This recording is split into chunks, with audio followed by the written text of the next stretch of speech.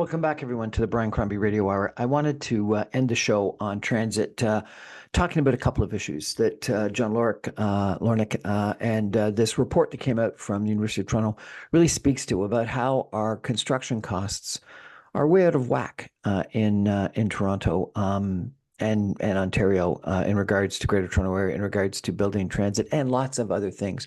And I think that infrastructure in Ontario really is part of, if not a lot of, the problem. I think our public partnership, public-private partnership model, our contracting out procurement model is broken, and the government and industry have to realize that we're doing something wrong that other jurisdictions get right, get better, and we've got to be able to make major investments in transit and in other infrastructure assets in a far more efficient, more effective manner than we do.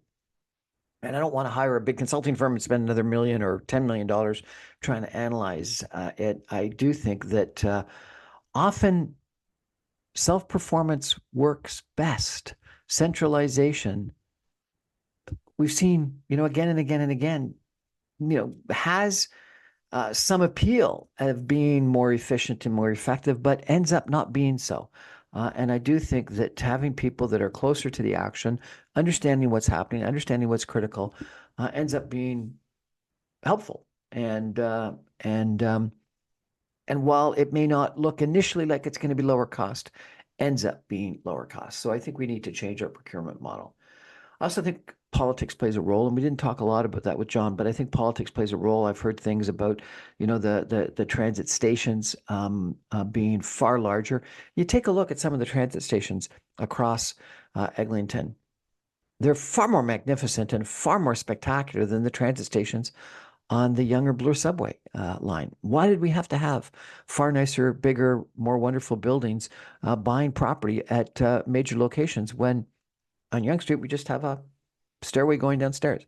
I don't know why, and I think that was driven from a political standpoint more than a practical standpoint. I think the fact that we're selling some of the air rights to developers and making some money out of those stations is maybe a good positive. However, to my concern, I also think that routing tends to be political at times. The extension to Vaughan has it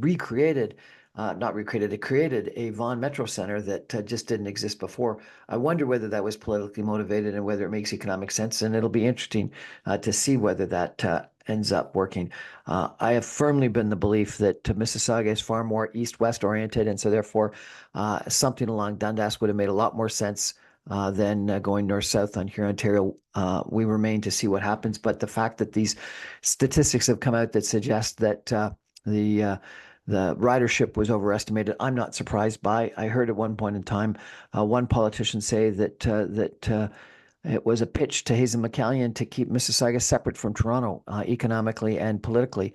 Why they persuaded her to be supportive of a north-south orientation rather than the more logical east-west orientation. I do think that one of the most beneficial transit integrations that we could have would be somehow between downtown Toronto and Mississauga, in the middle of Mississauga rather than just on the lakeshore, and whether that be by way of a subway extension to Dixie and Dundas.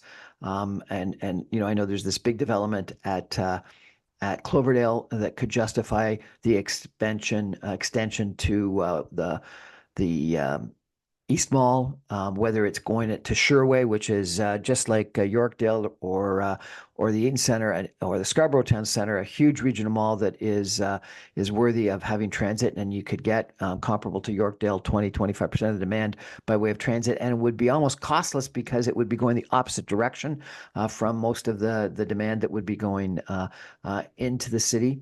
And then if you're at Sherway, and reasonably cheaply along the existing tracks, it would just be another short distance to get to Dixie, and I think that may make a ton of sense to extend the subway to Dixie, where there's a fairly sizable opportunity for redevelopment. Going farther, all the way to square one. may make sense, but then you've got to start thinking about massive off existing rail located subway tracks, which might not make sense. I think that having all day two-way go between Mississauga on that Mississauga Milton line makes a ton of sense. Had an 8 to 1 benefit to cost ratio in the big move calculations that were done about a decade ago. And so that would be a smart way to integrate. And or an LRT along Dundas, which I would use as the better comparison to the Huron-Ontario LRT. I also think that it's desperate, critically important to connect the Huron-Ontario LRT at the north end into something, whether it is into going east to the GO train at Moulton by the airport, which I think makes a ton of sense, or going north, either along Huron-Ontario or along Kennedy to connect up with the GO train that is that Brampton line. But to have it just end at nowhere or the shopping center that it currently ends at doesn't make a lot of logical sense. You should end it at a GO train station. I think that there's desperate need for transit connection between the Kipling subway station and GO train station and the airport. The Red Rocket or whatever it's called, that is the bus that goes between Kipling and the airport, is supposedly one of the highest volume, most demand bus routes. Newark is connected by monorail train to the Amtrak. JFK is connected by way of a SkyTrain to the subway and to the Long Island Railway. Charles de Gaulle, London Heathrow. You go through major airports in the world, and they have good transit connections. And the UP Express, yes, is good, but is really only catering to taking people downtown. We need to get not just downtown people, business people to the airport. We need to get everyone to the airport. And Kipling, and the benefit of Kipling would be that it would be a GO train as well as a subway train passengers. I was at a conference this past week, the real estate forum, and we talked about the housing crisis, and we talked about that the housing crisis really has to be thought of in terms of housing and transportation expenditures as a percentage of income, because it really is that combination. And if you build downtown high density, people get to save cars, and so therefore it becomes affordable. But if you're going to be thinking about housing outside of the downtown core or away from transit stations, people are going to have a car and or dramatic increases in transit. So we should be thinking about those substantial increases in transit that aren't just oriented toward going downtown, but are oriented toward giving people a way of living, a way of getting around. And I don't think we've done enough of that. I think the statistic was something like 93% of all traffic on GO trains goes in and out of Union Station, which means that, we've just got a way too of a network orientation that is pinpoint to Union Station. And we could orient it elsewhere, whether it be, at the north end of the city, down through Yorkdale, Yonge and Sheppard, or in the center of the city, if we use that Midtown Toronto rail network and the Summerhill LCBO as another rail center, which it was prior to World War II when it was the main second major passenger rail station. Or whether we've got enough north-south connections in the Greater Toronto area. We've got the Yonge Street subway, we've got the Yonge University subway.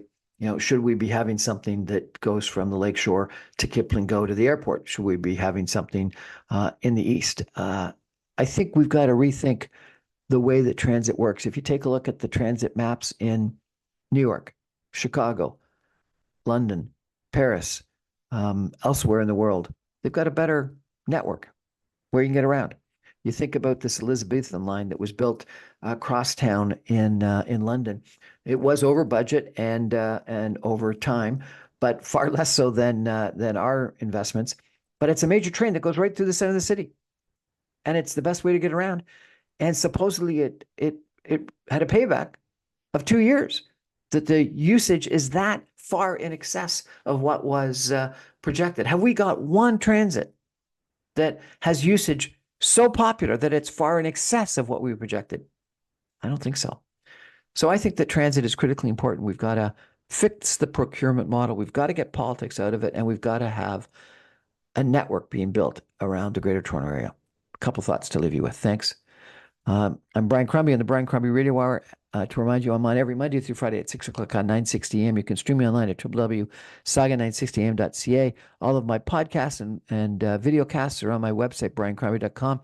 I post my videos on YouTube where you can where you can subscribe to my YouTube channel, as well as Facebook, Instagram, LinkedIn, and my podcasts are on several different podcast servers under the Brian Crombie Radio Hour. Thanks. Have a great night, everybody. Think about getting around Toronto more easily, more effectively, more cost efficiently. Thanks.